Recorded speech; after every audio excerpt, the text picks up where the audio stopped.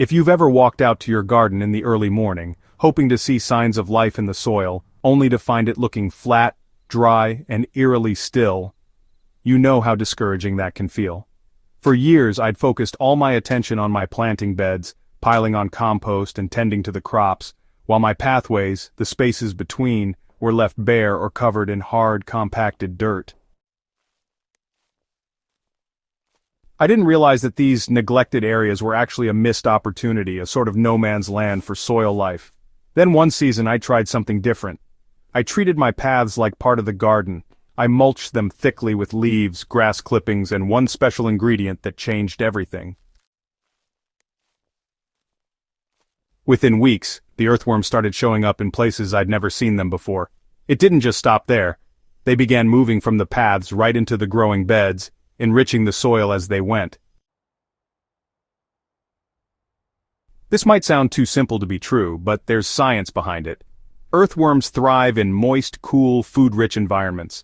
Most gardeners focus on building these conditions only in their planting areas, but pathways can act as massive worm highways, safe, shaded routes that deliver life straight to your crops.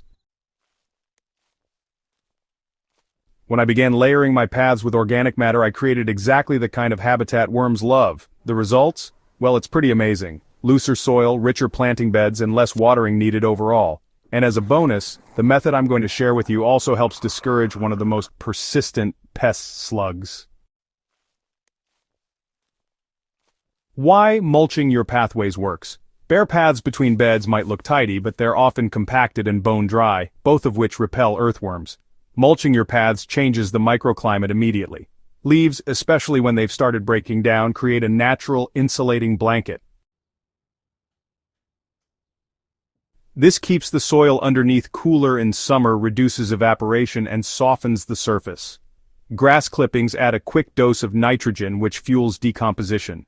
As these materials break down, they provide an ongoing buffet for worms and soil microbes. So the key difference between mulching your beds and mulching your paths is compaction.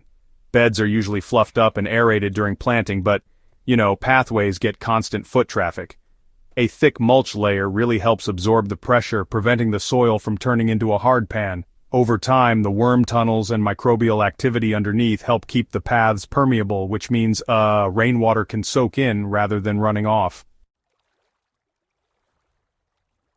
That water, carrying dissolved nutrients, eventually moves sideways into your planting beds, an underground gift from the pathways. The secret ingredient that pulled worms in fast. While leaves and grass clippings are excellent, the game changer for me was adding a thin layer of semi-rotted composted manure under the mulch. Not fresh manure, that's too hot and can cause problems, but composted manure that's had time to mellow. It acts like a worm magnet. The smell, the microbial activity, the ready-made nutrients, all of it signals to earthworms that this is a safe, food-rich place to settle. I spread it directly on the soil of the pathways, then covered it with a generous layer of leaves followed by grass clippings to lock everything down. Within 2 weeks I started spotting earthworm castings right on the surface. By the end of the month, my planting beds, which were adjacent to these mulched paths, began showing more worm activity as well.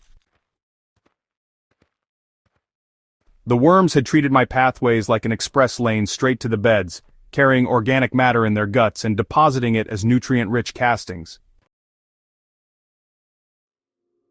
For this method to work year-round, moisture is really critical. Mulch does an excellent job of reducing evaporation, but if your climate is particularly hot and dry, it's a good idea to give your paths a light watering every so often, especially during the first few weeks. Once worms establish themselves, they'll help maintain a moisture balance by improving the soil's sponge-like capacity. In cooler, wetter climates, the mulch still offers some great benefits. It helps keep the soil temperature stable and reduces erosion during heavy rains. Just make sure the mulch isn't piled too thick in areas that stay wet for long periods, as that can encourage fungal growth that may not be beneficial. A depth of about 4 to 6 inches works well for most conditions. Now, about those slugs. Mulched areas can be a double-edged sword. On one hand, they create habitat for worms and beneficial life. On the other, they can give slugs a nice hiding spot if you're not careful. The trick is to manage the mulch so it benefits worms without turning into a slug paradise. One method is to use coarse, dry materials like shredded leaves for the top layer. Slugs don't like crawling over rough, dry surfaces. Another trick is to sprinkle a border of crushed eggshells or coarse sand at the edges of your planting beds where they meet the pathways. Slugs tend to avoid these abrasive barriers. If you really want to up your defense, introduce slug predators like ground beetles or toads by creating small refuges for them nearby. Flat stones, small wood piles, or water dishes can encourage these natural allies to move in. There's also the moisture control factor. Water your plants in the morning rather than the evening so the top mulch layer is dry overnight when slugs are most active. And, avoid letting the mulch layer directly touch delicate seedling stems. Instead, keep a small bare ring around them. This pathway method can be adapted for every season. In autumn, the abundance of fallen leaves makes it the perfect time to start. Pile them on thickly, and they'll break down over the winter, leaving a soft, rich layer in spring. In summer, grass clippings from mowing can keep the process fueled, though be careful not to pile them too thick or they may mat down. Mixing them with leaves helps prevent this. In winter, in colder climates, worms may retreat deeper into the soil, but your pathways will still be doing important work.